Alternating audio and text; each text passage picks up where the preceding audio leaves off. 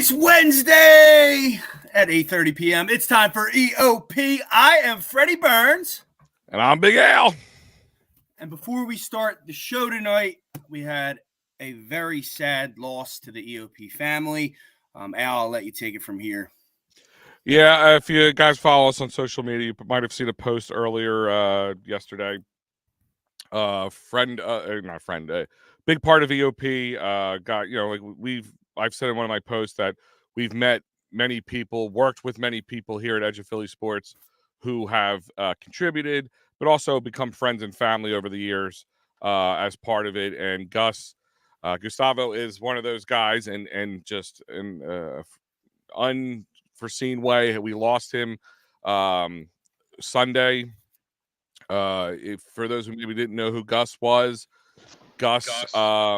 he was on the attacking third. He was also our writer and beat reporter for the Philadelphia Union, but he was a great guy as well. Nice guy, always smiling, always laughing. Husband, father, friend, legend, as his graphic says, and that will continue to be the same. Gus will, we are, here at EoP, just don't know how, lost for words, in an unusual way for us to be, but a loss for words, losing a guy like us, especially a young guy. And we ask you to keep his family and friends in their prayers during this really tough time. Yeah, such a sad loss, and as Al said, Gus, your family's in our thoughts and prayers, and rest in peace, my man. Yeah, absolutely. God bless. But moving on to the sports talk for tonight, we're going to start this off with the Eagles, who Monday night lost to the Tampa Bay Buccaneers 32-9. It was a microcosm of the season, if you will. The push was even stopped as well. And so in that loss tonight, we want to kind of dive into the coaching, the players, and Howie Roseman, and kind of who's to blame in a sense. So we'll kick that off first with the coaching. And that starts with Nick Sirianni, and we're going to first start with the offensive staff. So this was an offense that, was actually ranked 7th in the league in points scored. PFF ranked them 6th overall. Had a good start to the season, 10-1, and then kind of fell off a cliff there at losing 6 out of our final 7 games.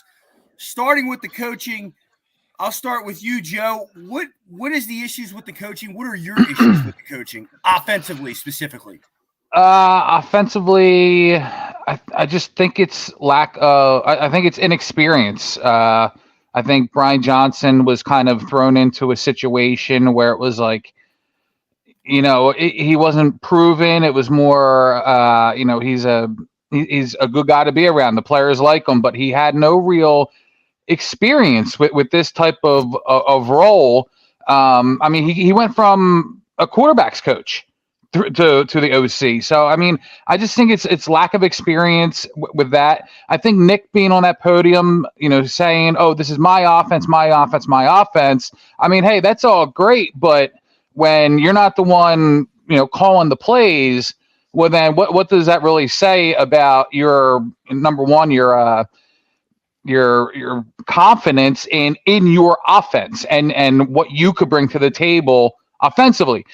We saw something the other day after the awful game, and it was, kind of somebody asked Jalen, like, are you kind of like sour, and I'm paraphrasing, on the offense? And I think it was Tim McManus. It was a report by him, something that was asked by him. And Jalen kind of didn't brush it off. Like he kind of like in his own way, like reaffirmed what everybody is thinking. Like it's a stale offense. Like Nick's saying it's my offense, my offense. Well, okay, well then guess what? You could be the problem. Brian Johnson, I just think he really didn't have a chance going into the season, especially, with the shoes that he had to fill and the talent that was on this team. And hey, we all know how good this team can be when they're firing. And when they're not, firing on all cylinders, we can see where the problem could lie. And I actually heard something earlier on the radio, and it was pretty, it really stood out to me. It was, Jalen Hurts had all the opportunity. Like, we've heard about Jalen and Brian Johnson from when he was a kid, helping and coaching in the offseason, blah, blah, blah, part of the Eagles, together. Well, there was a reason why Jalen Hurts chose not to go to the colleges that Brian Johnson was at. I mean, and now here they are on the same team, kind of being forced to play together. Like, sometimes you don't want that relationship, that friendship, that type of family atmosphere when all this is really on the line. When you're in business together, I guess you should say.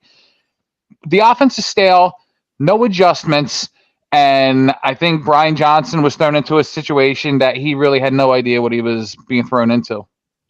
Ryan, check it in. Thanks for listening. The offense was play calling, coaching issues, hand down 98%. Al, well, you were saying it all year, vanilla play calling. What's your issues with the offensive coaching staff and the offense overall from a coaching perspective? Well, I mean, Joe alluded to it just right there. Sometimes we look at things like connections with guys off field. We talked about A.J. Brown and Jalen being good buddies, and him knowing him so much. Even I said at the beginning of the season, maybe that'll be a good thing for the connection, the losing of Shane Steichen and moving forward. That might be a good thing. Well, I was wrong. It obviously wasn't, and I think honestly, and this is just me kind of speculating. Sometimes like take a Shane Steichen. Shane Steichen and Jalen Hurts, they didn't know each other, so sometimes it's harder. It's easier to disagree and communicate in those ways than it is with somebody maybe you're afraid of hurting their feelings or you're afraid of pushing back too much. Maybe that's why Matt Patricia was chosen and Sean Desai was chosen instead of moving and changing the offensive coordinator at this point. So, it definitely is a big problem. Questions are, is Nick Sirianni just a figurehead? And is he just being able to not be able to make changes on the fly? And listen, we've heard it from Andy Reid. We heard it from other coaches in the past. A lot of coaches sit there, they fall on the sword for their coaches. And yes, the buck stops with you in that sense.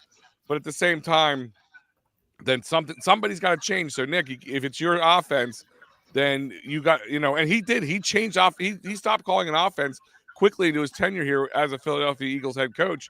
So if something's got to change, it's got to be the play calling, and it has to be the OC.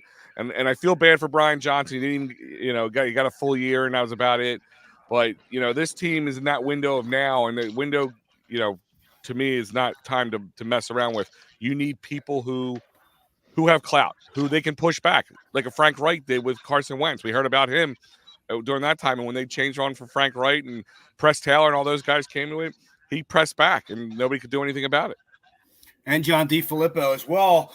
For me, the coaching, I don't think the offense is as bad as we think it is. I just think it was actually solid. And for the first half of the year, they put up points and yards. And even the second half of the year, majority of the games during this losing streak, we had 300-plus yards. One game even 465. I just think it came down to being able to come up with adjustments to the blitz. The 49ers beat the brakes off this offense, shut them down, and it kind of exposed, even I think it was Bosa said it, we laid the blueprint for how to beat this team.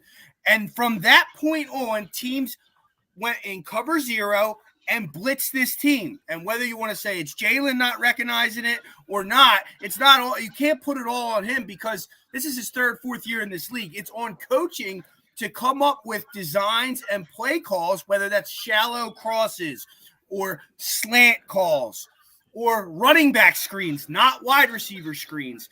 So I think a big part of this was coaching, being able to adjust to the blitz. Another part of this was stubbornness of this coaching staff to continue to stick a round peg in a square hole, or what's the other way to say it? Square peg in a round hole. And one of those plays that annoyed us all to a T, I'm trying to pull up the stats here on it. I lost them here. Anyhow, I lost the stats. But anyhow, that stupid bubble screen, or wide receiver tight end screen. And the Eagles ran that so many times to the point ad nauseum, like we're looking at it, we know it doesn't work. they had a rate of 8.5%. They would run that play. That was second in the NFL. So they were the second most team to run that play. And the success rate was horrific. It almost never worked. As far as, bust rate was 426 in the league. It busted majority of the time. But we continued to see it in crucial times in games, a stubbornness to run that play. But ultimately, offensively, I won't go farther in it because we're going to get into the players, but I think it came down to the players, guys, not as much the coaching. I think it was turnovers. In 2022, we ranked second in the league. We only turned the ball 19 times. 28 times they turned it over. In that Cowboys game, if they don't turn the football over in Big D, they might win that football game.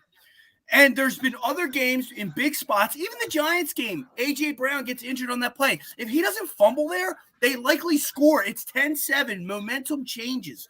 So offensively, there's a ton of issues with the coaching, but I don't know that it's a fireable offense at this point, as far as my opinion goes. But you have to admit that the play calling and the situational play calling, like I understand all the blitz talk, and to me, I contribute that, a part of the offensive line and them not being able to, give Jalen enough time. And I don't want to go too far into the players right now, but I also see Jalen kind of like just escaping, getting out of the pocket. Not like he's not ready to step up and make his multiple reads.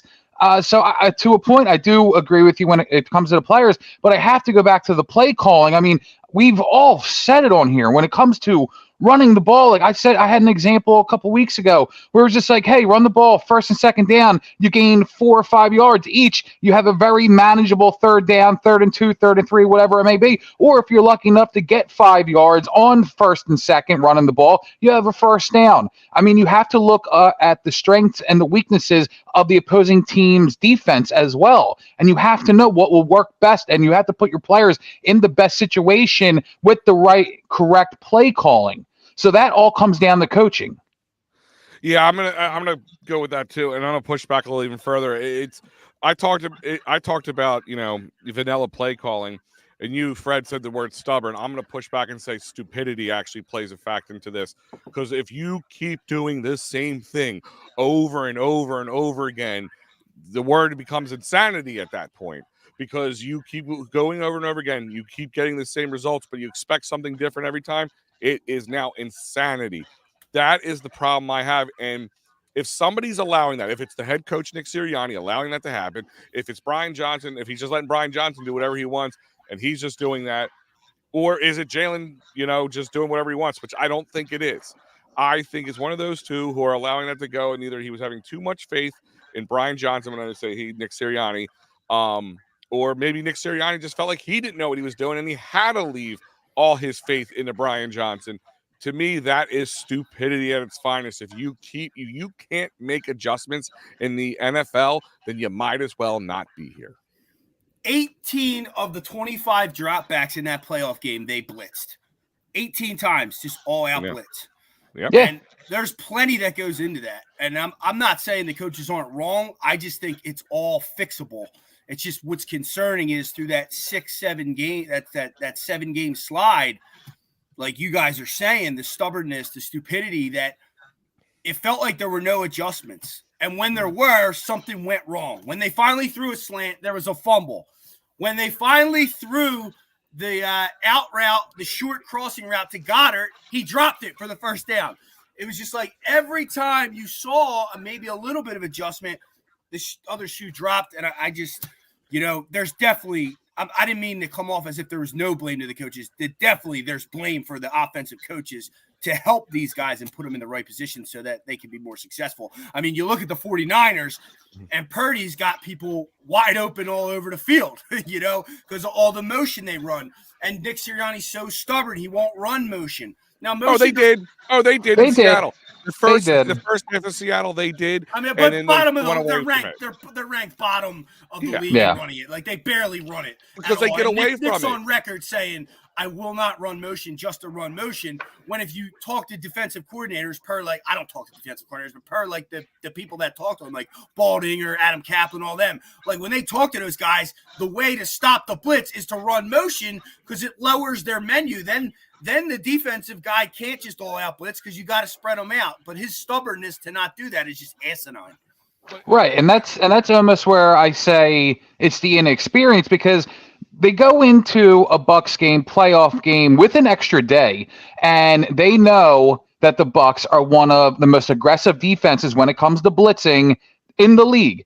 They had an extra day, more than everybody else, to come up with a game plan to try and stop the blitz. And yes, being in motion is definitely one of those things, and it's something that they refuse to do. It comes down, and we'll go into this as well, tackling with the defense. It comes down to fundamentals. There's things in the NFL that are proven to work. And for whatever reason, this team thinks that they are the smartest people on the field, and they don't have to kind of, go by the same playbook as everybody else. And you see the product that they are putting out there, and it is, to what Jalen and all these other guys, it's way below standard. The standard is not the standard anymore. It's way below that. Yeah, listen, it's cheap cliche after cheap cliche. That's the thing, is everything we found cute and adorable has ceased to be cute and adorable, like the cliches from Jalen, or like Nick Sirianni's rah-rah, over-aggressive coach yelling at the fan situation. But I look at it this way.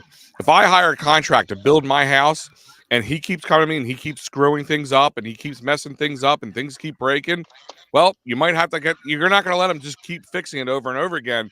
I get it. It's a lot different than it used to be back in the day. Like, you give guys a couple years, 2-3 years to do it.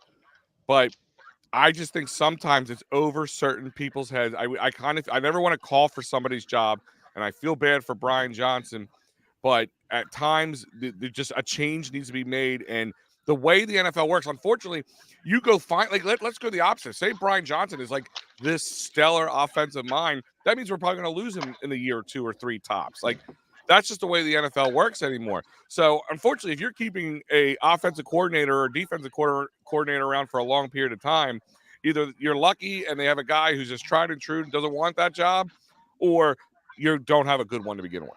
Or you have an older guy that is an offensive mind that just did not have success as a head coach. You know what I mean? Then he's just stuck in that role, which Andy Reid did a good job of bringing those guys back, even though I couldn't stand Brad Childress, but he fit in nice at that spot when he was there. Juan Castillo for you? That was terrible. Yeah. We're going to get into that because we got, not Juan, but a defensive coordinator that's got moved over to the other side of the ball the other way. But we'll go to the defense next. Joe, it looks like you're about to say something. Yeah, the last thing I will say about Brian Johnson is I kind of feel bad for the guy. I think that the position he was put in was just, a higher speed than he was used to, especially coming from a quarterback's coach. I feel bad for some of the scrutiny that he gets, especially if it's Nick saying, this is my offense, this is how I want it to be run, whatever. Brian Johnson is basically a scapegoat for everybody out there. And I do think that he did not do a really good job, but I also don't think that it's completely his fault. And I know that everybody was surprised to say that he has 2 offers to be, interviewed for a head coaching position.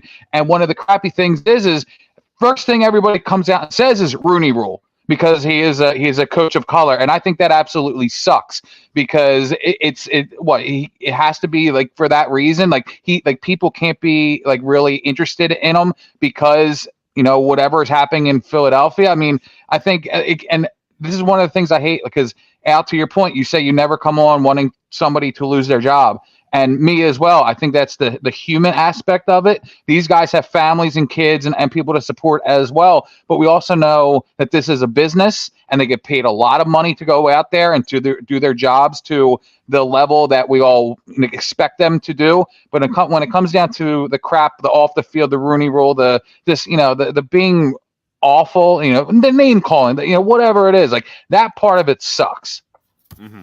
No doubt about it. And then there's the rumors that, to Brian Johnson's, that he can't run his offense within Nick's scheme. And there's been disconnect between the two. So there were games that I saw adjustments in game to run the football which not Nick Sirianni, Shane Steichen liked to do. You notice when Shane Steichen took over 2 years ago, what did we start doing? Running the football. Running.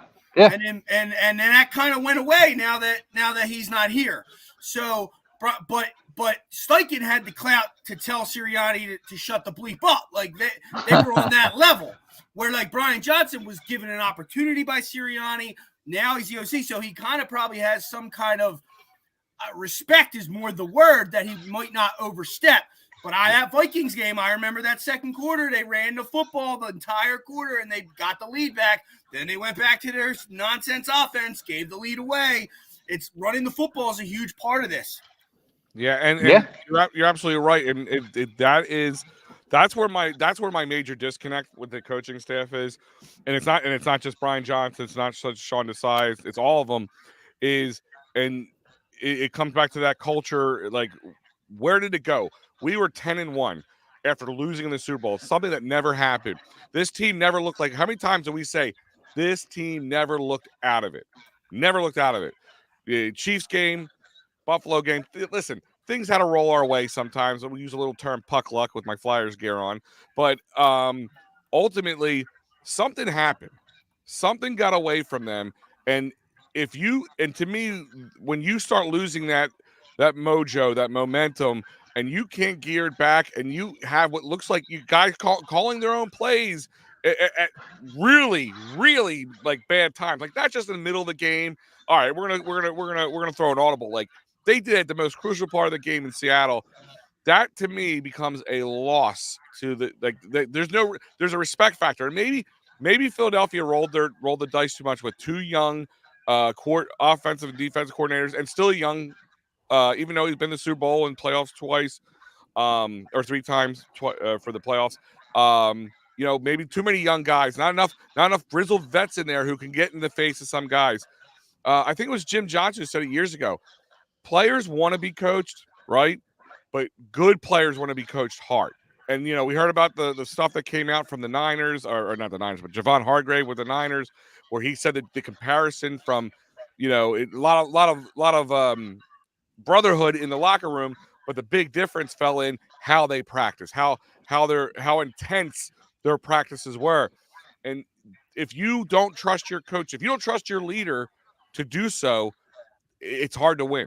I don't care how good you are or whatever it is. If you got 11 guys on 11 different pages, we saw what that looked like. That's why this O-line we talked about, they even said in the beginning of the broadcast of the Tampa Bay game, they said, they're going to be relying on this O-line. They're one of the best O-line. We were one of the best O-line.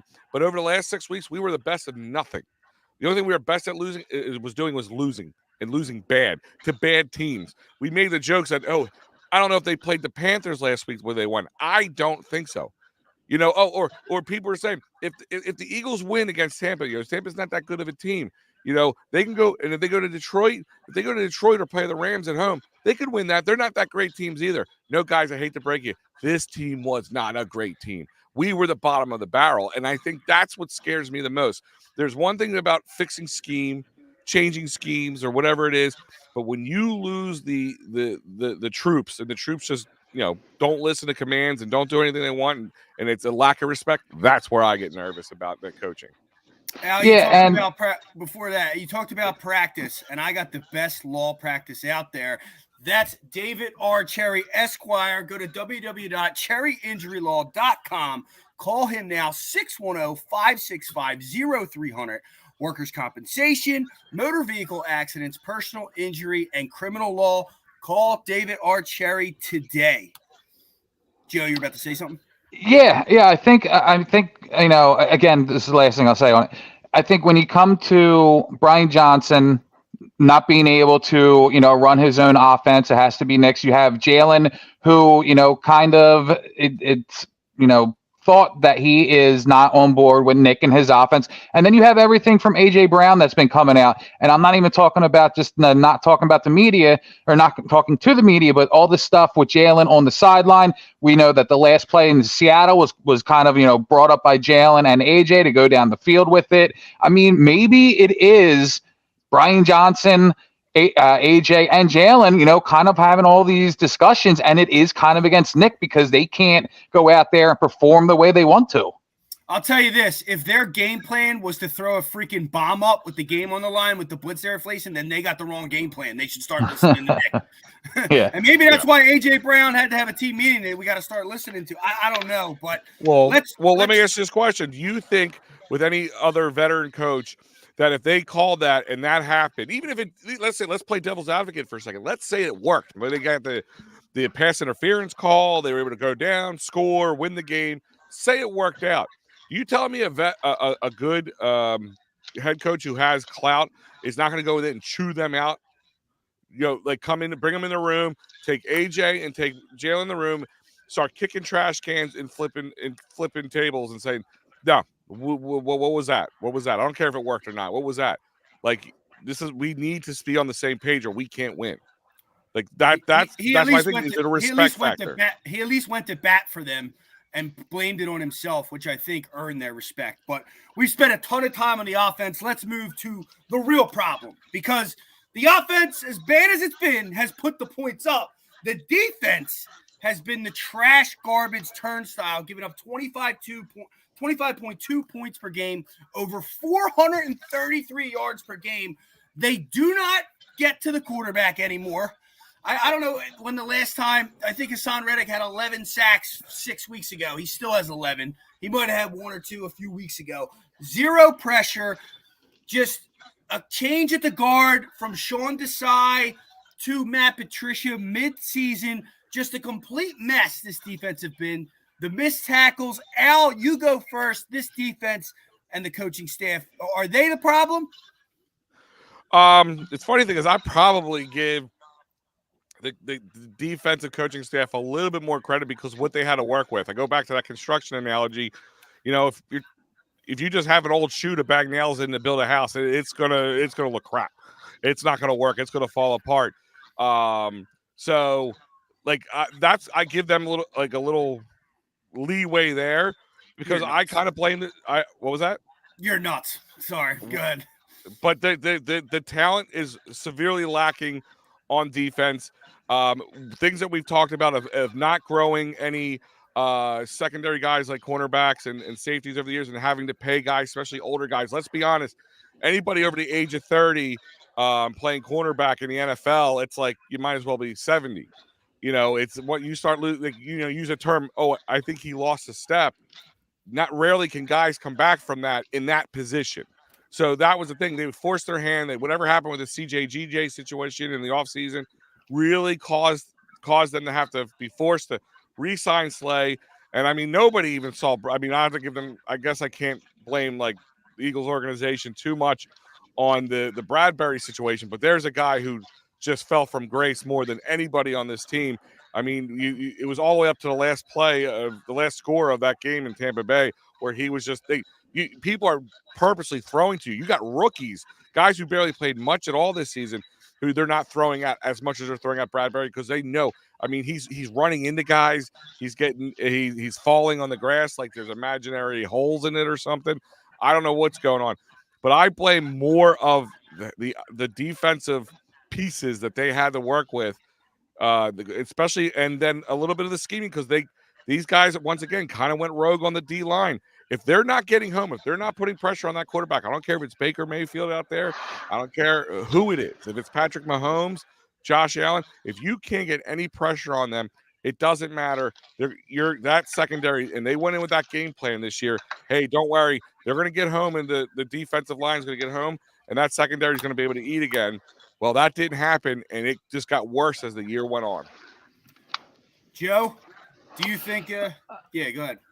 Well, I think a lot of it, I think the Sean Desai, Matt Patricia thing going on halfway through the season was a mistake, even though at the moment we kind of all were like, okay, well, this team is kind of, taking a step back, maybe a change will do better, a change in the guard. And that's not how it turned out. But I think a lot of it comes down to me is identity. This team didn't know, or at least on defense, had no idea what the hell they were doing, especially with two different coordinators, I guess you can say. When Al, you're talking about players, but I'm talking about coaching, because when this team was fighting for the sack record last year with 70, I think they were 2 or 3 away, and this year they come up with about half. And Hassan Reddick got off to a slow start because he had a cast on his hand. Once that came off, he started rolling. He had double-digit sacks again. But then later in the season, they start dropping him back in coverage. What are we doing here? Why would you not want your best rusher, edge rusher out there getting to the quarterback on every single play? It blows my mind. A lot came down to the linebacker core, which of course we thought with Nakobe Dean, getting a fresh start, to start this year, we thought that was going to, help bolster that position. Unfortunately, he got hurt and never really came back, and now he kind of seems like the odd man out. They had Band-Aids with Morrow, I'm going to say Zach Cunningham, even though I like Zach Cunningham. I thought he played very well, during the season, but again, he was plagued with some injuries. Reed Blankenship was the only person out there who can tackle. Again, fundamentals. Everybody loves the finesse play. They love to put a shoulder into a guy, knock him on his ass. Nobody wants to wrap around. Nobody wants to tackle somebody anymore. Again, fundamentals. The Maddox getting hurt early on really, really hurt. Bradbury, where the hell did this guy go? I mean, he regressed so much. There's no way he's going to be out on that field in next season, in my opinion. I think Eli Ricks has proven. I think they like Josh Jobe. There's another guy who I can't think of. Keely Ringo. I don't even know if Darius Slay is going to be here. I think that midseason phantom injury or phantom surgery, took us all by surprise. And again, all of this comes back to identity. They had no idea what they were doing this season, in my opinion. Sean Desai, it wasn't the right hire. I don't know what exactly they saw in him from his resume that they thought he can come in here and be, somebody who can really rally the troops, get with these vets who have been doing it for, Brandon Graham, if he comes back, is on his 15th season. Fletcher Cox is, I think, like 12 or 13 season. These guys know what the hell they're doing, and I don't think they were coached correctly. Al, what you said, good players like to be coached hard, and I don't think that they got that at all this season from the defensive coordinators, whichever one you want to name. I agree with you, Joe. I don't think these players are even that bad, except for safety. Safety's my only real gripe. And then you go get Kevin Byard, who, he struggled a few games to start, but he played well after that. He had his normal misses. I 100% think this was the coaching staff, starting with Sean Desai, who, made adjustments in game that in the beginning of the season got us where we needed to go. But if you look, and we weren't aware of this, Patricia started to take over the third down calls before he became the defensive coordinator. And that is when this defense started to become atrocious. And this is what makes me more angry with Nick Sirianni. I don't know if it was Nick Sirianni or Howie from the top telling him to do this, because Matt Patricia's a Howie guy. By all accounts, they say anyhow. To change coordinators in the middle of a season, and not only do that, have actually tried to change the scheme to what they ran in New England middle season is just blasphemous. Like, you cannot do that. You can't do that. You see that there's a reason we go through training camp learning a scheme. Then the first 3 weeks, it looks like trash, and then they start to gel. You can't do that in the middle of the year. I couldn't agree more. The missed tackles, I think that's on Sirianni, and the coaching style of not hitting, not tackling, it's a mentality. Hitting's a mentality. And you saw as the season wore on that this defense was soft. They played off. They didn't play up man-to-man coverage. They didn't even run it. They played they weren't in prevent, but they played a style of defense that was like reactionary. We're going to react to what you do. And as much as Jonathan Gannon got crushed, he played that sometimes, but he also mixed it in, and he was aggressive at times as well. And I think we missed Jonathan Gannon this year. I mean, this Matt Patricia took over and thought it was a good idea to put Hassan Reddick and Josh Sweat into coverage. Like, who are you fooling, bro? Like, you're not fooling anyone. And having guys run into each other, I understand the rookies were out there, but they're not. It was bad news bears. Like, you could get, if you're a good defensive coordinator, you can at least make a team that's awful look like they're in the middle of the pack. Fundamentally sound. These guys did not have it. And another flaw is letting, and this is on Sirianni as well, letting Denard Wilson walk out that door when he was the guy. You could have moved him to the defensive coordinator. The Ravens' defensive backs are looking great. That's the number one defense. And I blame this defensive staff. That D-line is way too talented to not have pressure on the ball. And another thing is I'll blame Brian Johnson for the Sean for the Sean Desai hire, because I think they didn't want to promote two guys within the organization, and I think because of the connection with Brian Johnson, they're like, well, Denard's the odd man out, and I think that's just my thought process with that. And also, one thing I wanted to point out, I'm checking on Twitter here while we were talking. So right when we went live about 8:30, so before that, about a half hour before that, we talked about it. Diana Rossini said that both Howie and Nick have been reaching out to available NFL coaches, coordinators, and coaching agents to try to find an OC in DC, which she also retweeted that, quote tweeted that to say that and that was right about 8:30 when we went live. Though this may suggest that Nick Sirianni is safe, I'm told he's not met with owner Jeff Lurie, something that was not possible today because of logistical issues. Until that meeting happens, all bets are off. So people felt that if Nick is safe because of that tweet, that they're sitting there looking together to make something happen. He hasn't met with Jeff yet, so there could still be an outing on Nick Sirianni. And real quick, Fred, to what you were saying about how Patricia was trying to infuse what they did in New England here in Philadelphia mid-season, trying to change things up. You know what they had in New England when they were running that defense? They had linebackers, and they had a really solid secondary, something the Eagles do not value here. So they were doomed from the beginning. And let's not forget that defense they also ran got blew up by a team in the Super Bowl with a backup quarterback. Nick Foles, who was awesome for us, but we shredded that defense. And Matt Patricia was eventually moved over to the offensive side of the ball, which that's crazy. That was I was talking about earlier with the Juan Castilla thing for New England, which is asinine too.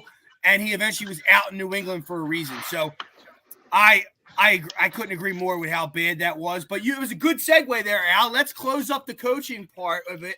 Who should be fired? Should it be Nick Sirianni? Should it be Brian Johnson? Should it be the combo of Desai and Matt Patricia? Who are you firing or keeping? Al first. Somebody, Phil, and let me clarify, not what's going to happen, what you would do, what you think should happen. Phil Stiefel put a good tweet out there earlier today from Trending in the AM, or not when it all went down. And he said, ask yourself this question. If Nick Sirianni was to get fired, what would he get another head coaching job quickly? Would he people always say, if you fire Howie, he's going to get picked up by somebody real quick. But if Nick Sirianni got fired today from the Eagles, would he get picked up? And would he get picked up for a head coaching job? Would he even get an OC or coaching job? And my answer to that is probably not. And if he lost the locker room, and that's and I'm Jeff and Howie, and I'm doing all this, I'm breaking it down like, you got to be real with me. Was Brian the problem? Was Brian not making any adjustments? Was he in over his head? Was Sean in over his head? Was this team not prepared? Because that does fall on you. Where does the problem lie? And if he gives me all the wrong answers, like we saw it with Dougie P when he got fired, he was like, I'm sticking with my guys. Here's my game plan. They didn't like it and they moved on. And that's how Nick got his job. Well, I think if that's what's going on, and we're finding out that maybe Nick's more just a figurehead, and Shane Steichen and Jonathan Gannon were more the guys, the driving forces behind 2022, then I think he needs to go. Now that, and on top of the fact is, it's an unprecedented time to have so many head coaching options available in the NFL at this point. So, Al, officially, you're firing Nick Sirianni and the whole staff with it. Yeah. All right. Make sure you hit record on this one, Joe. I think to kind of counteract something Alice said about if Nick Sirianni was fired, would he get another head coaching or offensive coordinator position somewhere?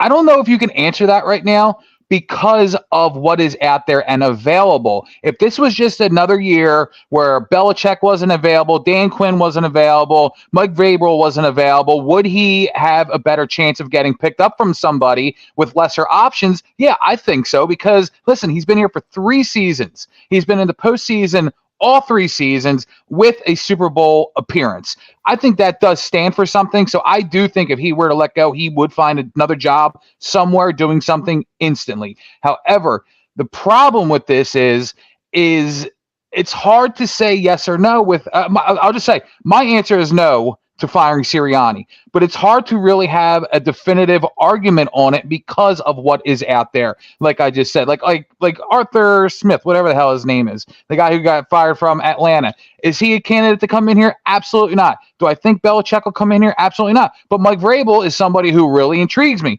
especially when they move on from Desai and Patricia, because I do think Vrabel, I don't know if he wants to take a step back. I'm sure he would like to look for another head coaching position. But if he is willing to take a defensive coordinator position, I think with the talent we do have on this team, I think it would be a great place, a great landing spot for him because you don't know what's going to happen with Nick Sirianni, and Vrabel could be the next guy up in another season or two. But then that is the argument of I don't see him being a figurehead, and I'm sorry, and he's a defensive guy.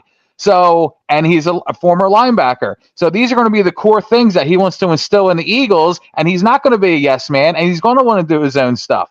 So it's so hard to like Desai gone, Patricia gone, Brian Johnson, unfortunately, yes, I believe gone.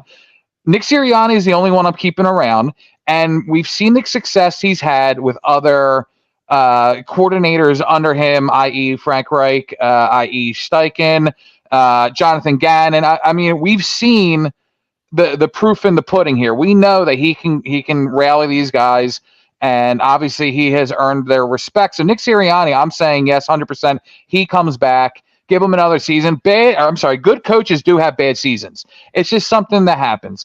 You know what? League wide, you have a team that is in the Super Bowl, a year prior. Everybody from top brass to us fans down here, we say how hard it is for a team to duplicate that and get back into the dance, be contenders, Super Bowl appearance. Yes, there are teams that do it, i.e., Chiefs and Patriots back in the day, but it's very hard. Like the NFC East hasn't even been won by the same team in 15 plus years or whatever it is. It's hard for teams to duplicate the success of a year prior. They started 10-1, shit hit the fan. Whatever happened. Probably the biggest collapse we've ever seen in Eagles season history. But that does not tell me that Nick Sirianni is a bad coach and deserves to be fired at the first, sense of, trouble. I think that Jeffrey Lurie, and I do think that Howie Roseman do like him a lot. And yeah, if we're reading tweets, we're reading that Nick has talked to Howie, and they are calling around, and they're trying to come up with a plan before sitting down with Jeffrey to what they can do for 2024. That leads to me that he's going to be back. And I understand that Doug Peterson, it kind of went that same route before he was let go. But I do think that the resume of him in Philadelphia stands on its own, and he's going to get at least another year to try and right the ship, especially with new coordinators under him. And they have the 22nd pick in the draft. They have 2 second-round picks. They have 3 or 4 picks in the top 100. So, they're going to get some fresh guys in here, and they're going to get some fresh eyes. And I'm optimistic of what can happen next season. I don't think that Nick Sirianni should be thrown under the bus so quickly for what happened this past 2 months or whatever it is. Yeah, Nick Sirianni's 34-17 as a coach, made the playoffs all 3 years. At one point was the winningest coach in Eagles history. In this small sample size, obviously 3 years. He has a Super Bowl appearance. My only concern with Nick Sirianni is, did he lose the locker room? Because if you lost the locker room, it doesn't matter because Sure. no one's listening to you, especially if that person is your franchise quarterback. If he's not listening to you, that's a problem, a huge problem. With that said, I would move on from Hurts before I move on from Sirianni. I think Nick has earned that, at least to get a chance to right the ship.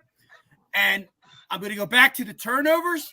If the turnovers get fixed, we win more games. This offense has more touchdowns. It's much closer to 2022 than it is 2023 this year. And I think next year we can get back there that way. As far as firing goes, I fire the entire defensive staff.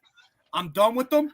I would go look for, actually, one of the guys that intrigues me is a Jim Johnson disciple, Leslie Frazier.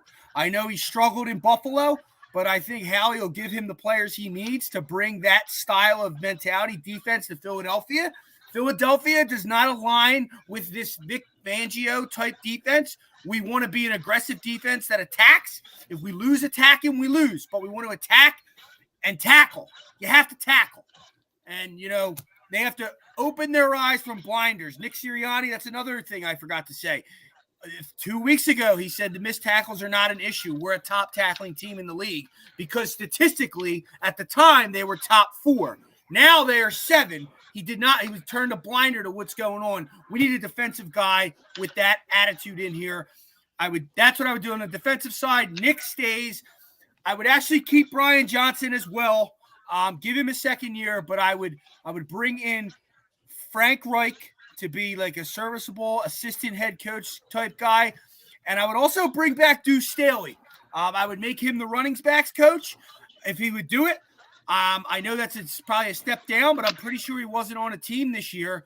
And the running back play was god-awful as well. There were multiple holes that they did not run through, Swift included, this last playoff game and throughout the year. So that's and I think Nick has, like you said, Joe, earned the right to keep the job. So I will say this. Sometimes listening to Nick, I'm like, hey, fire this guy. Because if he's going to sit on that podium and say, oh, well, tackling is a tricky thing or tackling is tough. No, it's the one damn thing in the league you have to know how to do.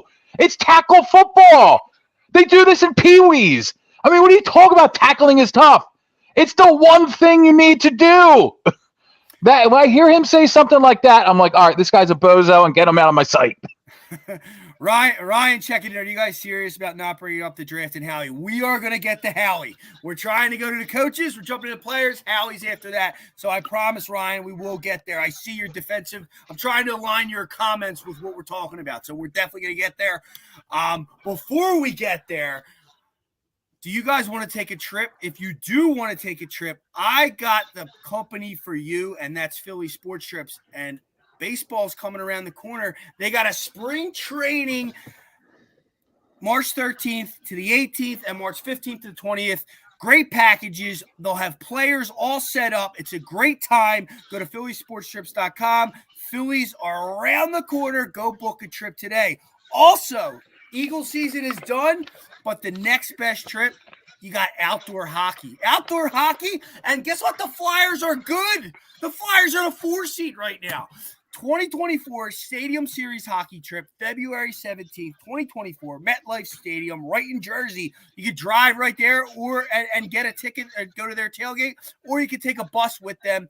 They teamed up with Flyers Nation. Go watch the Flyers kick some butt in Jersey. Go to phillysportstrips.com.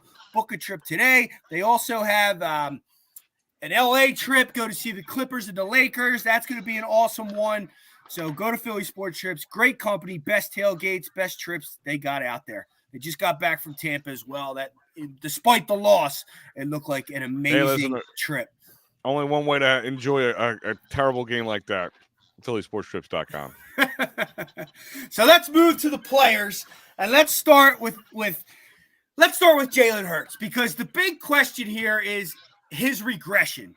And is it the coaches or is it him? And I think obviously it has to be a mix of both. But I'll start with you, Joe. What is your grade and feelings on Jalen Hurts right now? Are you becoming concerned, or you think it's a 1 year blemish? What's your thoughts? I do think it's a 1 year blemish, but I do think that some other things need to be read more into. I mean, if you look at his stats, I mean, they're right on par with what he did last season. I think some of his decision making has been uncharacteristic. I mean, just look at that safety in the end zone from the other day. I think I hate to say it this way, but a part of me feels like he's a little bit scared, a little timid out there.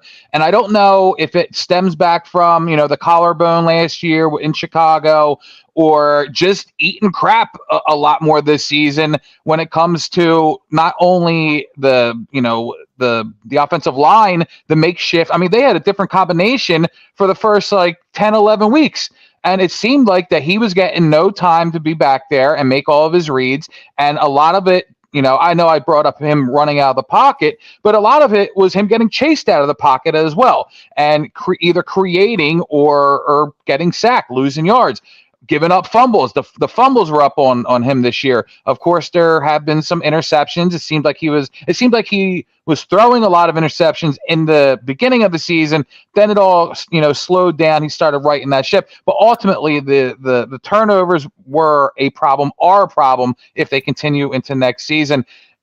I watch him throw the ball down the field to Devontae Smith, and he's dropping dimes. Like I can't take that away from him. His arm has really gotten better from every season. And when they're putting, again, play calling in the right position for him, I do see him playing very well. But there is something to be said about his regression. It doesn't look like I know that they have plays set up for him, RPR or RPOs, whatever the hell that is at certain play, but it just seemed like he was more hesitant to get out there and take the edge and gain the extra yards when he could, and create some home run plays. Like, there's just something about this season. I don't know if it's in his head, if it's in his heart. I mean, it seemed like some of these guys just kind of checked out. Like Niners fans are going around saying, "Oh, the blueprint and the Eagle season turned to crap after our play and everything like that." And it seems like some of the stuff that's being said got into these guys' heads. And I'm not only saying it's Jalen, but I know that's who we're talking about right now. I do think it's a 1 year thing. I do think that he played really well this year. I mean, again, numbers don't lie. He put up good numbers this year. It's just some of the decision making was really, really bad. So, of course, he should be criticized. Of course, you have to question if he's the guy going forward. But I think his resume, and again, I'm just going by the numbers on paper, I think it shows that he can be a leader on this team on the field.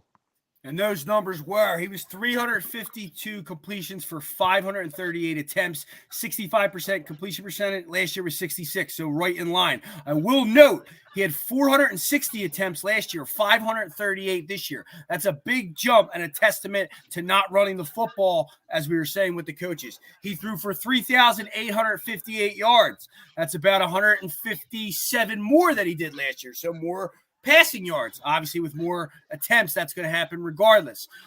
23 touchdowns. And to your point, Joe, 15 interceptions to 6 last year and 9 the year before that. So unprecedented with the interceptions. Quarterback rating took a huge drop. 36 sacks he took, but he took more sacks in 2022, 38. Wow. So it's in line with what you're saying, Joe, as far as the stats go. Al, how do you feel about Jalen Hurts? Fire him. Cut him, trade him. You trade can't him. Fire him. I know. I'm getting with you. He's got a no trade clause. Yeah, right. No, listen. I think his regression is Joe. I'll go along with you on this one. It's probably a 1 year deal. I think a lot of things. I think there was multiple factors with this, and we saw him kind of getting past him a little bit, but it couldn't keep up with it. And maybe the locker room was split in some ways. Guys weren't, and he was trying to, lead at the same time and not being able to fully be getting everybody on the same page, which I think played a factor into it. I think injury plays a factor in it. I would not be surprised if he has some sort of special physical therapy and or surgery coming up for him. Because of the knee. I think the knee, and you took a tool away from him. You took him, one of his biggest tools away from him. and those were his wheels. I think he got a little gun shy at one point too. I think he was afraid that the O-line and everybody was blitzing him, and he was just coming over and over again. And I think that's why he tried playing hero ball at times and trying to just change things on the fly, and it was catching up with him, and maybe even a little bit outside sources. Some of the success that he had going to the Super Bowl. We've seen all the Hulu commercials and all that. I think that's a very minor part of it, but it all adds up. So I'm not worried about Jalen Hurts going in the future. If everything we believed about him over the last few years that we've seen from him is that a guy who will look at himself in the mirror, evaluate himself, and say, "Listen, I screwed up, or I wasn't good in this aspect. I need to get better." And it's never enough. It's not. He's never going to reach perfection. No, he's gonna try to each and every day. That's why I'm not worried about him, and I do believe a lot of those factors play into each other. But yeah, I think he did regress, but I don't think it's a permanent regression. Real quick, Fred, before you go, there's two things I want to say. Number one is Jalen Hurts. I'm not talking about the knee stuff, but number one, he did have a knee thing, and they were still doing the tush push 9 times a game. That's got to take a toll. And I mean, just in the playoff game, he dislocated his finger on his throwing hand. I go back to the coaches. They did not put him in a good situation, a good game plan. If you're going to run the ball, it's because you're saving your quarterback from having to throw the ball that much with a bad hand. I mean, it all goes back to the coaching. Jalen, yes, regressed, but the team did the team did no favors for him at all. I agree with the coaching staff not giving doing him many favors. We don't know what goes into those meetings, but as far as regression goes, I saw week 2, I saw a different Jalen. And I know at one point he was statistically in the MVP conversations, but the identifying, the making the reads was off this year. He didn't have players wide open either, like Sirianni had him set up for.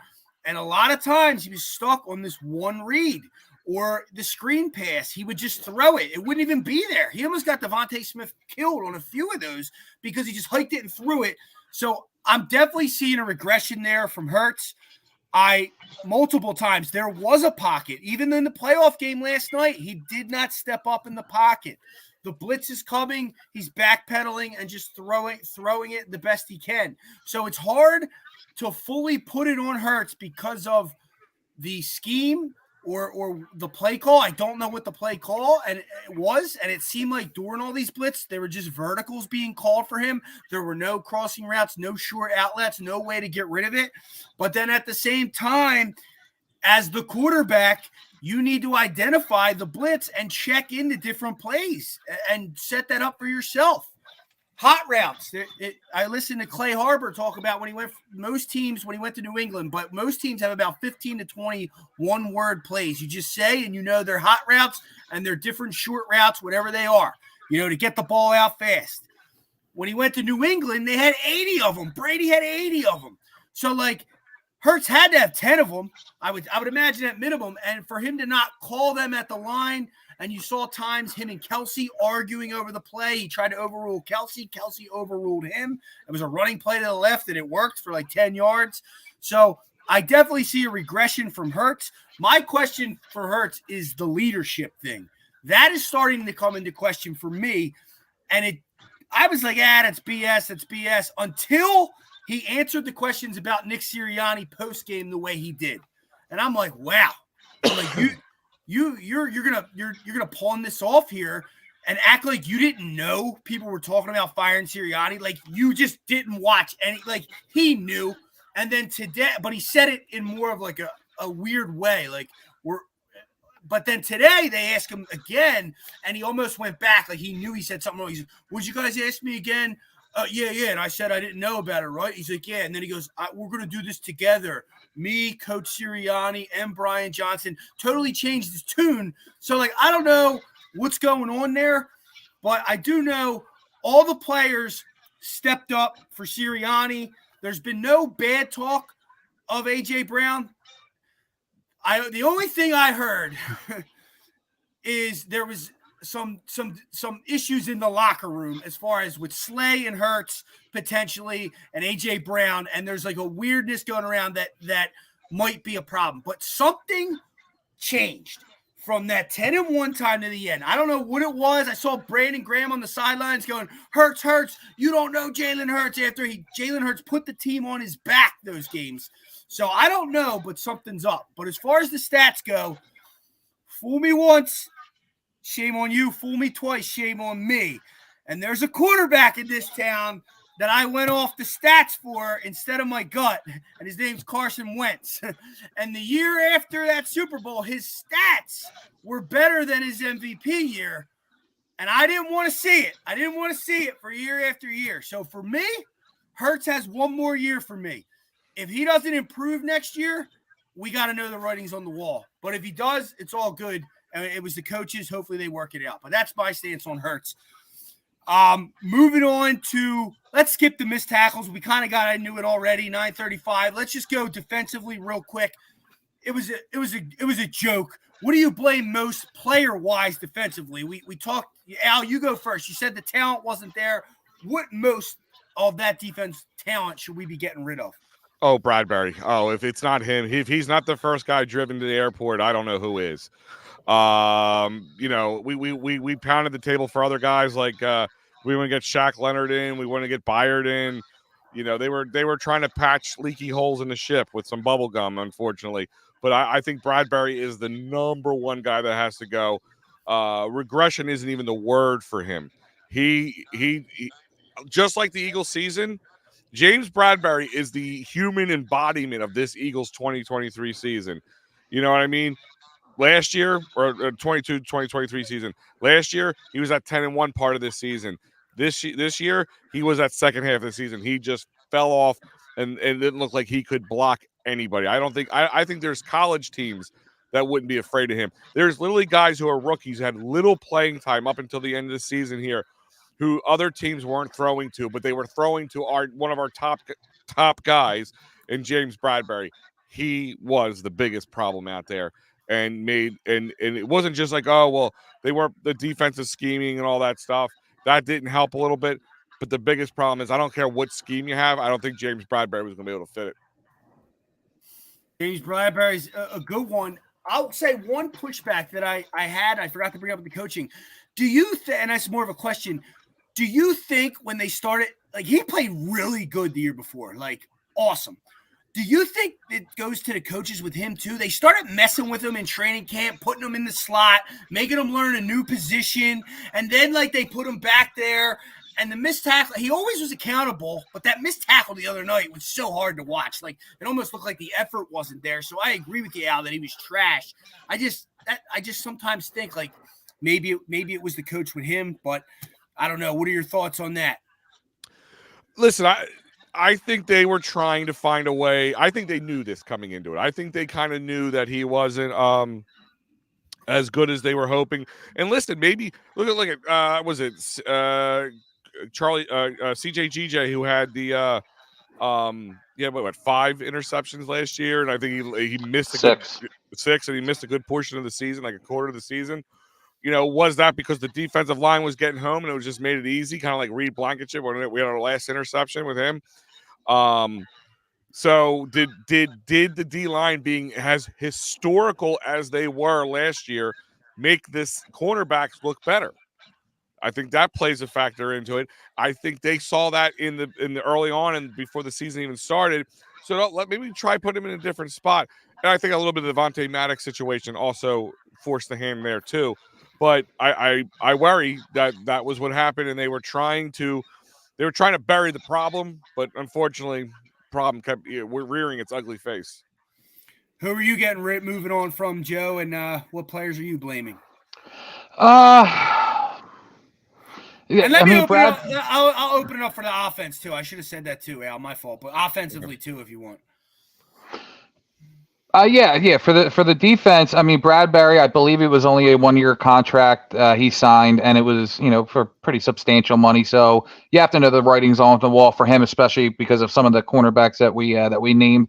It really came down a lot to again, the coaching, I mean, just dropping Sweat and Redick back in coverage is just a huge no-no, especially coming off of a season where, 4 or 5 guys were in double-digit sacks. I believe it was Brandon Graham's first double-digit sack year, and we saw the potential of the line. I mean, everybody returned from last year. We knew the potential going into the season that they can get to the quarterback and stack up these sacks, even when they're not being as aggressive as we would like them to be. Injuries was a big thing, of course. Brandon Graham didn't play as many snaps, but I mean, Nolan Smith, he couldn't get on the field. Nakobe Dean, people are still calling him a bust, but I can't take it away from him because he was injured. Darius Slay, the phantom surgery, the weekly podcasting going back and forth with all the fans saying, "Oh, well, if you look at," and I know that I just was talking about Jalen Hurts numbers. And now here I am going to, call Darius Slay out for using his numbers to go after fans on social media and say, hey, well, the defense didn't play great, but I did. He's a very me type of player. I would certainly move on from him if I could. I just think it was a collective cluster F. The changing of the defensive coordinators, of course, was huge. I just think it was a mixture of everything that really plagued this team. And again, I come back to identity. They didn't know, in my opinion, what they were going to be doing from week in and week out. I agree. If I have to pick someone, I'm going to go with the secondary. I'm going to start at safety. I think Reed Blankenship, though he's a good tackler and gets up on the run, I think you send a deep ball past him, and they have to design their defense accordingly. So I think the loss of C.J. Gardner-Johnson was severely underestimated, me included. To your point, Al, as well there, you brought up C.J., and I think the linebackers were so bad as well that we really, didn't realize how good T.J. Edwards was. He's having a great year. Now, 9 times out of 10, that guy's going to go off and not be a good player. We've seen them go through the linebacker carousel. You have to replace them with someone that's adequate, and they just had guys that weren't even adequate. Nakobe Dean has not panned out. He's injured. Even when he's in, he's not really lighting the world on fire. So I think the problem with the secondary, for the linebackers back to the secondary, has stopped the pass rush. Now, putting them with 7 plays a game, maybe they pull one of those 2 out, which definitely is an impact. But we watch these quarterbacks get the ball out pretty darn fast, and it's like there's no answers. There's guys like wide open, and I think it's a combo of scheme and athleticism. We're getting old quick, and we need to draft cornerbacks. We know you can't build through free agency. Howie has learned that from this before. You can't do it that way.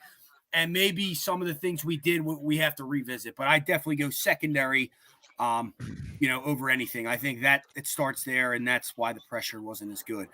One thing also, James Bradbury's under a 3-year contract. It's not a 1 year. He was originally a 1-year contract. Oh, yeah, he re-signed him. Yeah, him and Slay are technically under contract to 2025. Which segues us into Howie and the offseason Howie had. We were all about it, the draft included. Was it as good as we think? But before we do that, if you need tickets to a game, I got this place for you. Sherry's Ticket Down. Great prices, no hidden fees. Go to www.sherrystickets.com. Family owned and operated since 1946. Sports, concerts, theater. Promo code, save an extra 10%. Go to the promo code EoP10. I always tell the story, Disney on Ice. Match it up with the other companies out there. They beat those companies by $10 a ticket. I added another 10% with the EoP 10. You go to all different games, concerts, you name it. Go to Sherry's Ticket Town, www.sherrystickets.com today. Moving on to Howie. So before we get into it, let's discuss the players we lost last year. So the Eagles move on from C.J. Gardner-Johnson, Andre Dillard, Gardner Minshew, Isaac Seumalo, who's having a solid year. Javon Hargrave is an underrated loss. He was a big part of that defensive line pressure and is doing the same thing for the 49ers. Kazir White was a solid linebacker. Marcus Epps, Miles Sanders, and TJ Edwards. He re-signs Brandon Graham, Fletcher Cox, re-signs James Bradbury. We brought in Julio Jones mid-season. New backup quarterback, Marcus Mariota. Linebacker-wise, Zach Cunningham, Nicholas Morrow. Eventually, we bring in Leonard and Kevin Byard. Olamide Zaccheaus was another pickup, along with Rashad Penny, Terrell Edmonds, who got cut in training camp, Rashawn Evans, who also was cut in training camp. Free agency-wise, did Howie have as good as an offseason as we thought? Joe, I'll start with you. Yeah. I'm not going to sit here and I'm not going to bash Howie. I know a lot of people want to at this point because they had feelings about him X amount of years ago and they kind of want to recycle all that now because there are questions coming up. I think Howie has done a bang up job. I don't think Howie is some genie rubbing the lamp, expecting every player to come out and be a Hall of Famer in their first year. We saw what happened with Brandon Graham. Took him 4 or 5 years to really get going. Could be the same thing with Nolan Smith when they picked him at number 30. Everyone's bitching that they didn't go out and get Brian Branch. Well, I still think Nolan Smith can be a really good pickup. There are picks out there that will come to fruition for Howie. There will be picks that will not. It's the nature of the game. It's what happens. There's no guarantee with players coming out of the draft. Now, when it comes to free agency, Javon Hargrave got $20 million. There's no way that they were going to match that. Kazir White had a really good, solid opening to the season last year. They didn't bring him back because he fell off. Marcus Epps, I honestly think that they thought that they were going to be able to re-sign him. He went to, I believe, the Raiders on really good money for 3 years. I mean, there are players that he just did not have the opportunity to bring back. I think with the Fletcher Cox, I do think they'll move on for Fletcher Cox because I think he got like $10 million. That was big money. I think Howie, with seeing how this ended, and I think when he makes a mistake, he does correct it quite quickly. And I do think that he is going to be more willing to move on from these guys. I do think Jason Kelce retires. I think Brandon Graham will be back. I think Fletcher Cox will be gone, whether he retires or not. I do think Howie still has the right strategy and game plan and chalkboard or dry erase board. Like, I still think that he has everything in front of him to fix whatever the hell happened over the past 2 months. And everyone would say, oh, they keeps kicking the can down the whatever with the money. Well, guess what? It's just stuff you have to do. I mean, he gets the job done. Like, okay, just for an example, everyone was complaining at the trade deadline that Howie didn't go out and make a trade for insert name here. But the week prior to that, he went out and got Kevin Byard, who I believe has another year on his contract. So he'll be in our secondary. If that trade would have happened at the trade deadline, everyone would have been praising him again. It's because people don't do things on their timeline. And they come up with these Kool-Aid glasses, and now once everything hits the fan, it's automatically Howie Roseman's fault.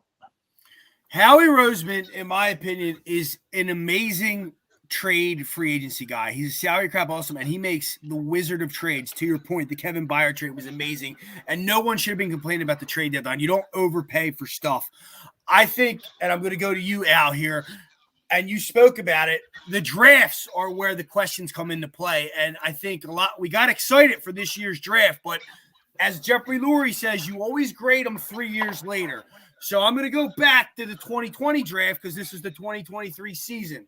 The number 1 pick in that draft was Jalen Reagor. He's gone.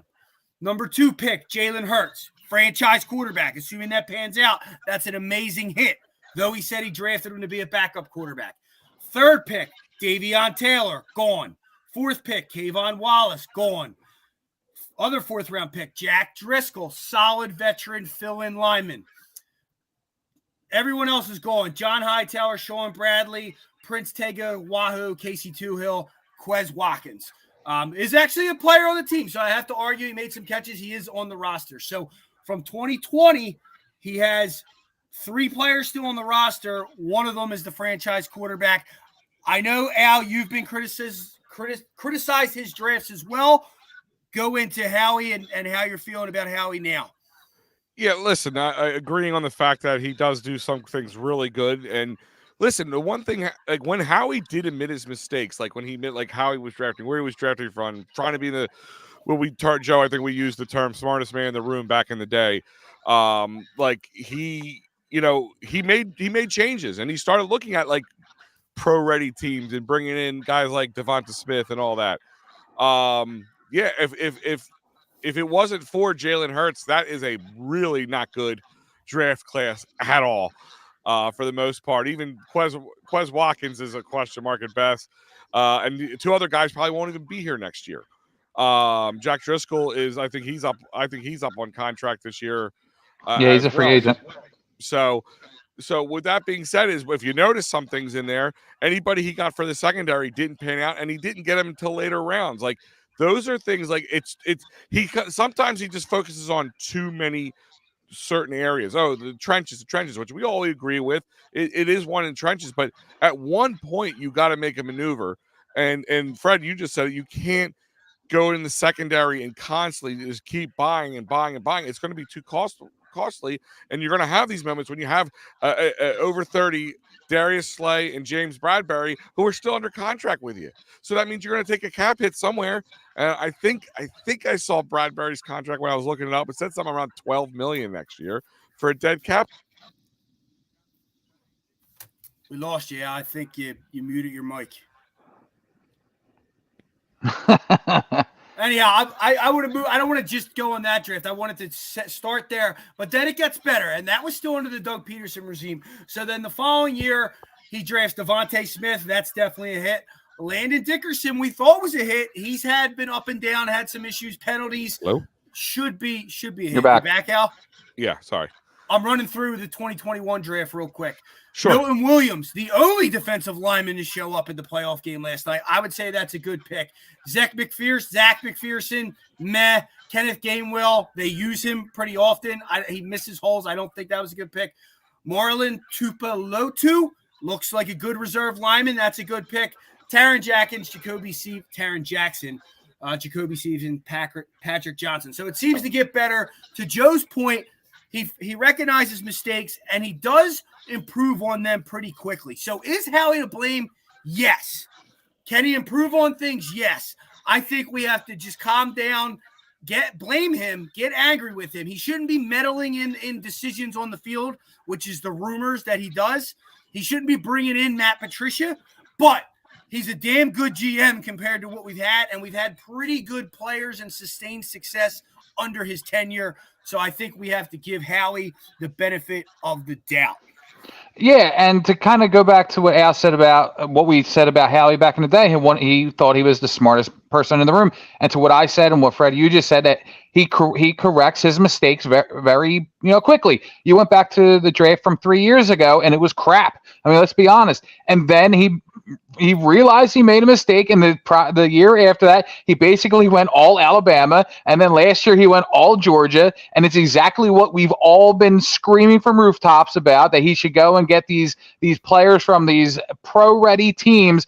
And now what? If somebody from Alabama or somebody from Georgia doesn't pan out, then we're going to bitch about that too? Like, the guy can't win. Yeah, and let me say that, because I know I cut off, so I don't know what you guys heard last. Like I said, I'm not saying fire Howie at all, but he's got to make the changes. This is where he's got to make the changes. He's got to learn from this mistake that he has to have secondary guys who they can cultivate, who they can grow. It just always seems like, I feel like if you're going to say who he's going to draft, and I don't care if they have 4 picks or 40 picks, it's trench guys, first and second stringers. It's wide receivers, first, second, third guys, running backs, definitely. Linebackers are always like, they don't put enough stock and they wait too long, or they try to take these project linebackers and work with them.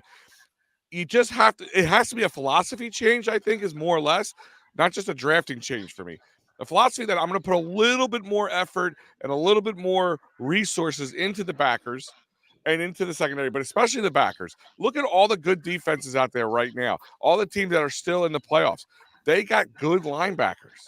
Guys are usually the quarterback of the defense. Yeah. meaning they're leading. So you have to put a little bit more into the linebacker, and that has been something he has continually done with since before they won the Super Bowl in 2017.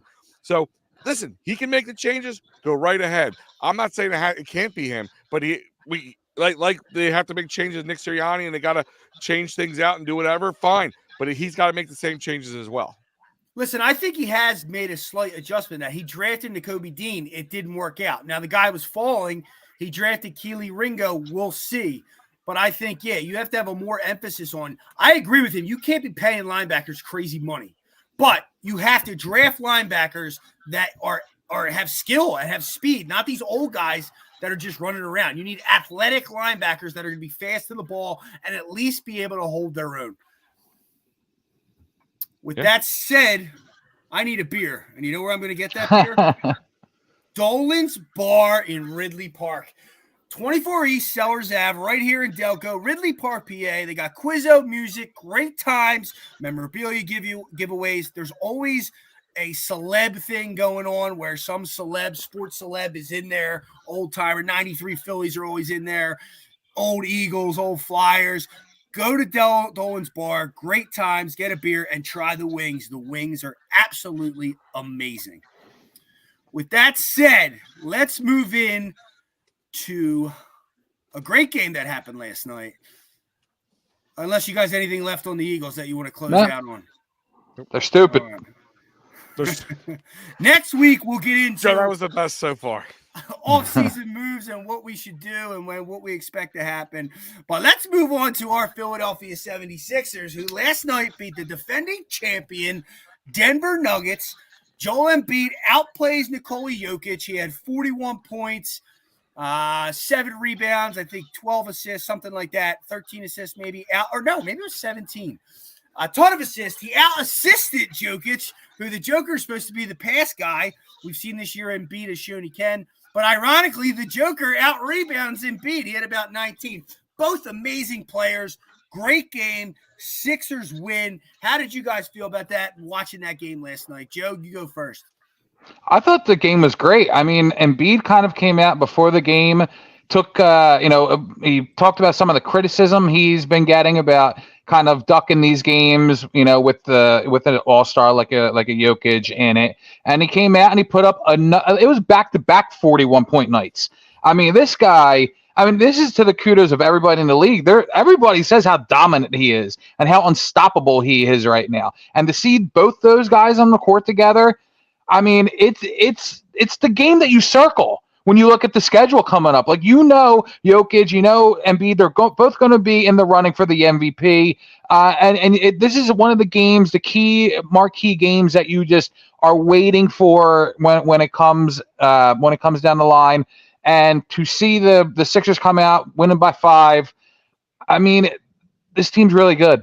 The team's really good, and they played a really good team. I mean, it's the Nuggets. I think they're the 3rd or the 4th in the West. But, down the stretch, I mean, they're always a contender that can go far into the playoffs. So I'm really impressed with what this Sixers team has been doing. Yeah, and they're only like 2 games out of first, 3rd or 4th, like you said. And they're the defending champs. They just won the title. Yeah. Al, you saw the game. I'm sure you feel the same way as me and Joe with Embiid. Are the Sixers for real? Are they contenders as is? Or do they got to make a big trade for a Zach LaVine or the ilk of that? I don't think you have to go for Zach LaVine. A trade could be made. Maybe find some more perimeter shooters, even guy can build perimeter defense. But honestly, they probably could sit tight and still fight for the title. I think you have the first time in a long time a good culture that Nick Nurse has built. That this team finally has depth. I mean, how many times did we watch this team looks like be one of the top teams, in the first line, the first top 5 guys, but then after that, it just dropped off significantly. You have a lot of options. You still have D'Anthony Melton out with low back injuries, and they're still doing well against teams like the Nuggets. You still have Rocco not playing because his knee inflammation. I think that's since December or something like that. He hasn't played. So, and you're still doing well. And Nick Nurse is finding a way of taking these pieces and putting them the right way to expand their game and to get the most out of them. And that's what a good coach does. I kind of made a comment years ago, Joe and Fred. I remember we were on the show when we were our original studio over in Ridley Park, and I kind of, was a dumb comment. I'll be the first one to say it. I said, is coaching that important in basketball as it is in other sports? And obviously it is. We saw what Doc Rivers did, and he just tried to force the superstars to be the main thing, and the main thing wasn't enough to steal from Jalen Hurts there. But I think they are legit. I think they could definitely. I think this could be the way they get out of the second round. And it's funny, by this time of the year, we would be high on this team for the most part. The team would be playing really well, but we still wanted something else. And I know a lot of times the name Tobias Harris comes up, and you have a game like he did last night. He stepped up big time. I mean, of course, Joel Embiid would be your player of the game, but if you're no player number 2, it had to be him right behind him, or not right behind, but behind him in point scoring and just big plays at the right time. So do you move on from him and find another couple pieces or two, or a piece or two, or do you worry about chemistry at this point and having to add other pieces? I think the ultimate priority of this team is we got to kind of forget about what happened in the past and realize we have a second birth here of potential cap flexibility next year and assets. Paul George is a name that comes to mind as a free agent next year, and there will be others, whether that's Anunoby or Pascal Siakam if they sign deals. Both were just traded to other teams, so they may end up staying there. But to your point out, Tobias Harris, and Shaq even said it the other night, if Tobias Harris plays at this level, we have a guy. But if he doesn't, we don't. So I think you see this thing through. Add some shooters. Anthony A checking in here. Actually, Sixers need shooters. They have some shooters. I think they need Kevin Huerter. That's a guy they could probably get cheap. Seth Curry's a guy not getting as many minutes as you thought. Maybe they could go out and get. I think that there are the type of moves that they need to make. Malcolm Brogdon is a guy that's making like $20 million. Then he's off the books. You don't have to give up a ton for him.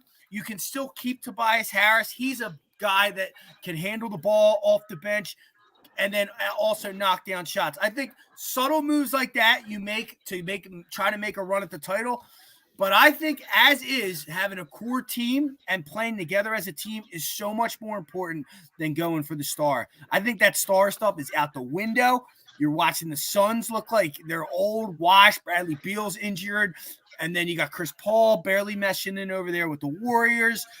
Like, I just think the star stuff is gone. I'm happy it's gone. I think it's better for the NBA.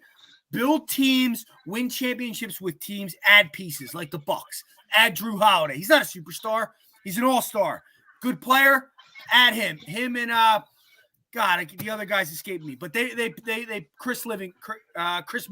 Chris Middleton. They put them together, a team, and they win. You know what I mean? I know they were a step away from Durant hitting that three, and that Nets team was injured. But that's a perfect example. The Nets put together an injury team with a big three. It doesn't pan out.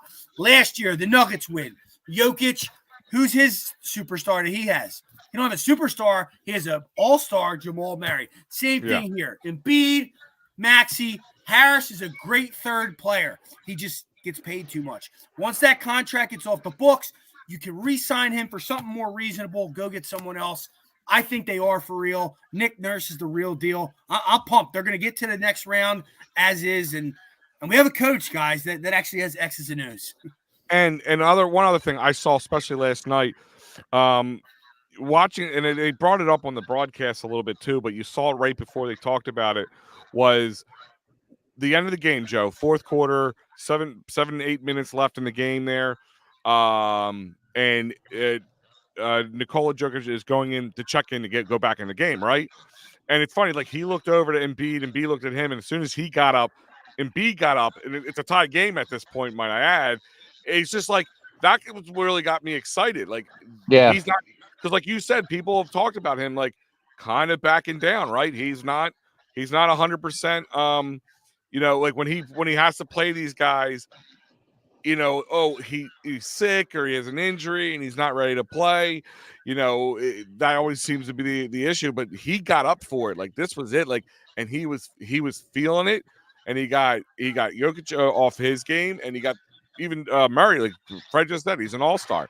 The guy looked like Ben Simmons during that Hawks game. He should have went for the easy dunk layup.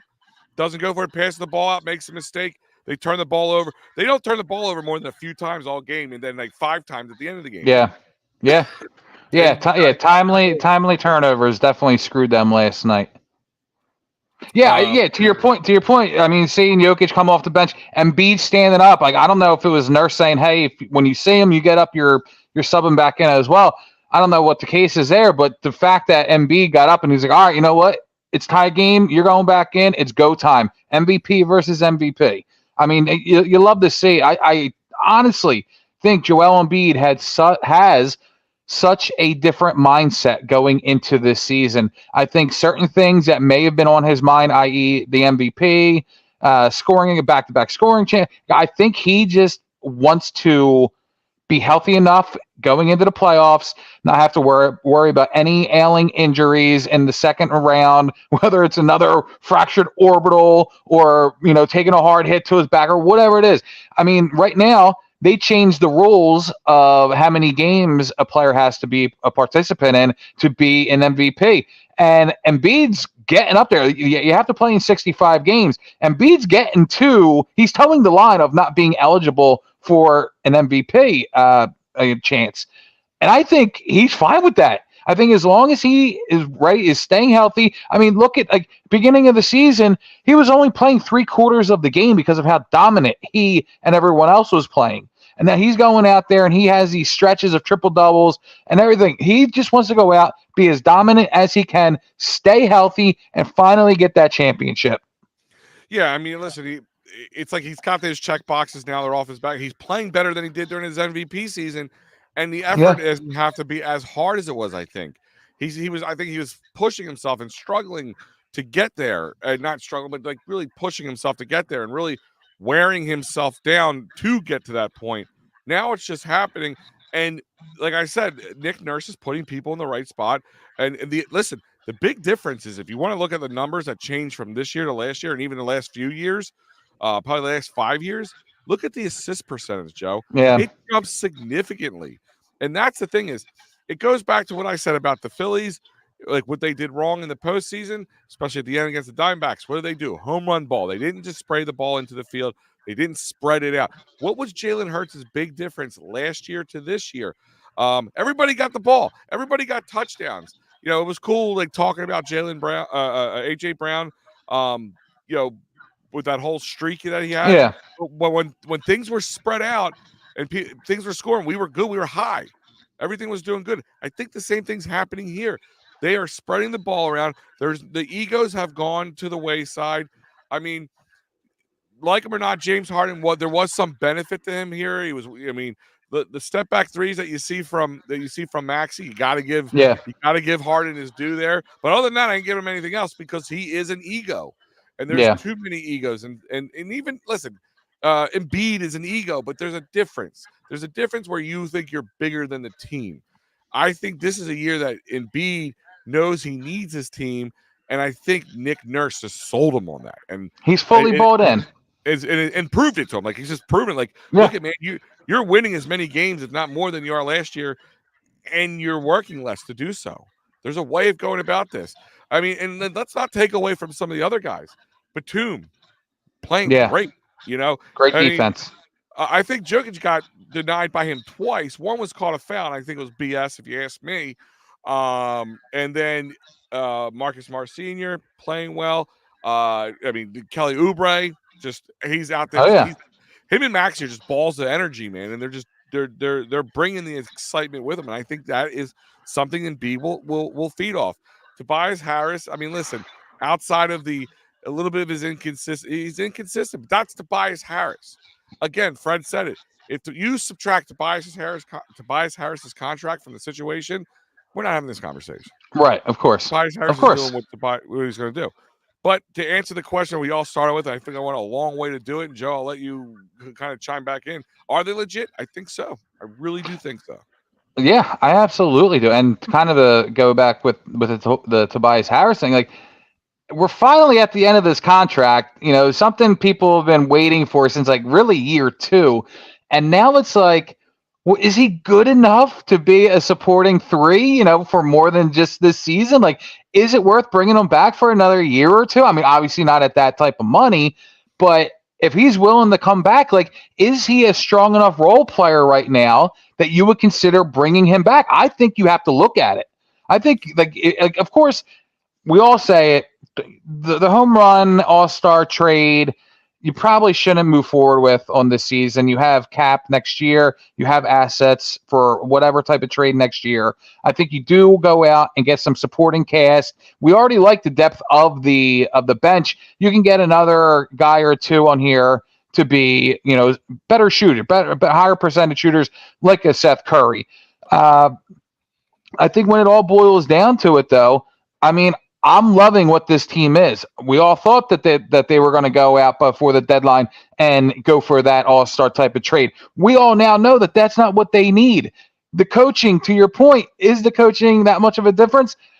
Surprisingly, it is that much more of a difference. Like, it's amazing the black and white it is to what Nick Nurse and what Doc Rivers has done for this team in back-to-back seasons. Like, it's this team, it just seems like they have finally bought in to what the coach is selling. You know what? I don't want to talk down on Doc Rivers. He did his thing here. It was time to move on. And now Nick Nurse comes in, and you kind of see how a team is really supposed to be coached.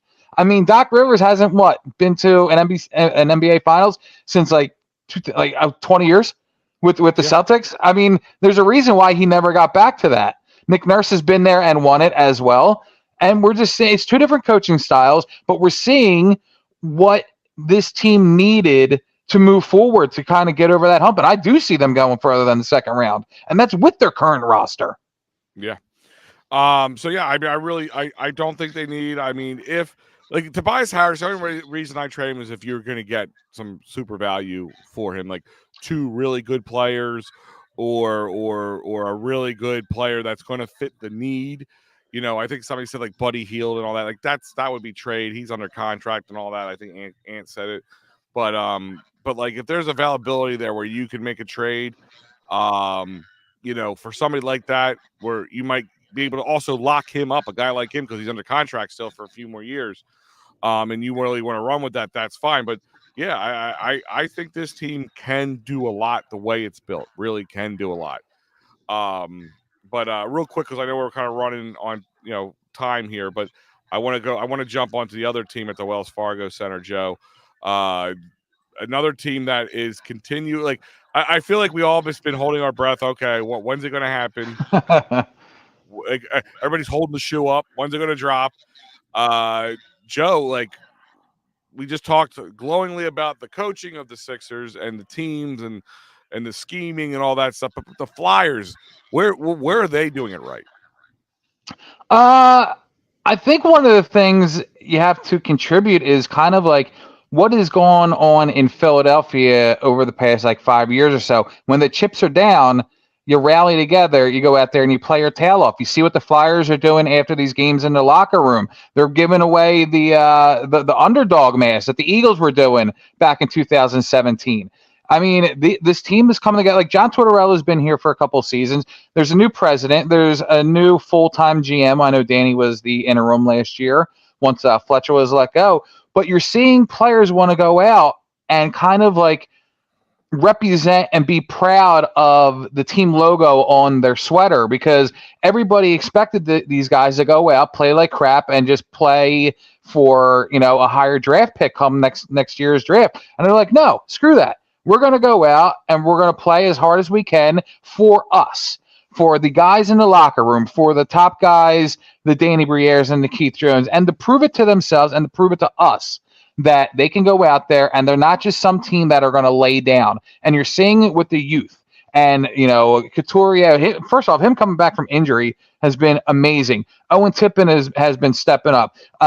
Unfortunately, the Cutter trade, but on the high side of that, You get Jamie Drysdale, who's been playing pretty well. He started off hotter than he is now, but still, I mean, Couturier, like the list of these guys, Morgan Frost. You've been waiting years to see these guys come up. It's amazing that this team, who has had such difficulty finding a legit goalie, now has a 1A and a 1B in Samuel Urson and Carter Hart. And depending on who you ask, Samuel Urson might be that 1A.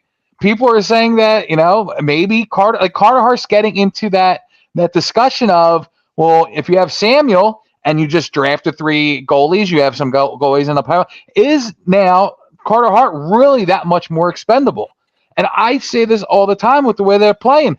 Are they playing themselves into a buyer at the deadline instead of the seller? We're within a month of the trade deadline, we have no idea what they're going to do. We're hearing about them trying to get contracts for Seller and Walker, pieces that we thought that they were going to be traded at the deadline. And no, they're keeping these young guys for years around because they're seeing what they're contributing to this Flyers roster that we've been waiting years to become relevant again. We look at the TV guide the TV menu. There's no TV guide anymore to see, are the Flyers on the night? Who are they playing? Are they on the mark? Like, this is something we've been waiting for years. And now they have a solid team. And one of the things I'll say about this is they're not just going to sell off pieces to sell off pieces. They see what these guys are contributing and what they can do, for years to come. And I think it's so huge what Danny and Keith Jones have done so far for this team. And Tortorella, you got to give Tortorella credit as well. People were saying, "Oh, what's that?" I think Tortorella's a big piece. Oh, he's huge. Everyone was complaining about him being too tough on these guys, butting heads with these guys. And you know what? Like what you said earlier, good players want to be coached hard. That is the style that John Tortorella brings to that Flyers team. Yeah. Joe, I can't agree with you more in everything you said there. It's like the opposite of what the Eagles seem like at the end of the season. Like they have heart. They're all believing in their coaching. They're believing in themselves. That's the opposite of what we saw the Eagles, and that's why they fell apart. So good teams will rise, and they're not just staying mediocre either. That's the key thing. I mean, I think Fred said it. They're 4th in the conference, and they're 2nd in the division. I think they're only 4 points behind the Rangers right now. Yeah, they are. And who thought we would be talking about that right now? It just makes that outdoor game look even more enticing from PhillySportsTrips.com. I mean, I'm really thinking, I might go to this even more than I wanted to before, because let's be honest, when they announced it before the season started, like, okay, the Flyers aren't going to be that great, but hey, I guess go outside and hang out. But no. Added bonus, Jonas Brothers concert, pregame. All right, you found it out. You figured it out. That's exactly why. We got to go. Yeah, we got to go. Huge fan. Some of that Jonas Brothers love. That's right. No, but this team, like you said, they never heard they weren't good. Whoever told them that they weren't good, they just didn't hear it, and they just kept going. Actually, I think that they did hear that they weren't good, and they're flipping the script on everyone. Yeah. Like I said, I mean, you got to it's the culture change, and I think that was the big shock that it needed. You had a guy who was inept in Chuck Fletcher who was here. I mean, he was using draft apps to figure out, or trade apps to figure out trades. I mean, I forgot about that. That's scary. I mean, it's one thing. Like I gotta imagine guys do that a lot just to get like an idea of the realisticness of the whole situation. We do that. We're not running a hockey franchise. I mean, yeah, that's completely asinine. Yeah, so I mean, yeah, the team's legit. They're playing the Stars tomorrow. I'll actually be on the call for Clear the Ice. So guys, I'll see you tomorrow night, of course. But it's like exciting. Like I'll be honest with you, when we were set up the schedule this year for Clear the Ice, I'm sitting there looking, I'm like, who are they playing? I was a little like, oh, by then they're probably gonna be bad. They're gonna be in full tank mode by January, February. Oh, they're playing a good team. I'm not looking forward to this. Dude, I look forward to it. It's always good hockey anyway. Yeah. Joe, I think we say this a lot. Maybe we can start a T-shirt that says it. When hockey's good in Philly, it's damn good. And it's always a missing piece. But other than that, any closing thoughts, my friend? I mean, Eagles are over. I mean, is it too soon to start jumping into the draft stuff? Not here at EoP, you know that for sure. Yeah, not here, but yeah, just what you guys opened up with at the beginning of the show. Rest in peace, Gus. Just a complete, heartbreaking situation for his family, his loved ones, kids, wife. I mean, it's just it's and at 34 years old, I mean, there's no reason that this should have happened. It's really sad, and God bless everybody involved. And yeah, God bless Gus. And I want to thank everybody also who have reached out. I've had a lot of people reach out directly to us or through our social media, and like I said, shock and awe isn't even the word you can describe when I got the phone call. But he will be missed. He will always be part of this EoP family. We are always appreciative of these people that have joined us, either past, present, and into the future. Big parts of what we do as we grow this thing called Edge of Philly Sports, and Gus will forever be woven into the fabric of that. So, I there's nothing I can say, but Godspeed. But other than that, guys, catch out. There's plenty of action here coming on EoP throughout the rest of the week. Even though, like Joe kind of alluded to, the draft conversation's already going to be started here. Free agency's already conversations going to be started here. But let's just stay tuned because we don't know. Nick Sirianni is not 100% safe going into this week. Do they make changes? Who do they hire? Who do they fire? All that will be here at EoP. Social media will be having it first, and then all the experts here at Edge of Philly Sports will be breaking all that down, breaking down the Phillies coming up. If any trades happen, spring training, like Joe, you always tell us, we have the countdown going on. It's getting closer every day. So plenty of things here to check out at EoP. Go to EoPsports.com. Also check out the newsletter on EoPsports.com so you can sign up for all the stuff that you missed over the week here at Edge of Philly Sports. Other than that, I'm Big Al. I'm Joe Sheeran. And we out.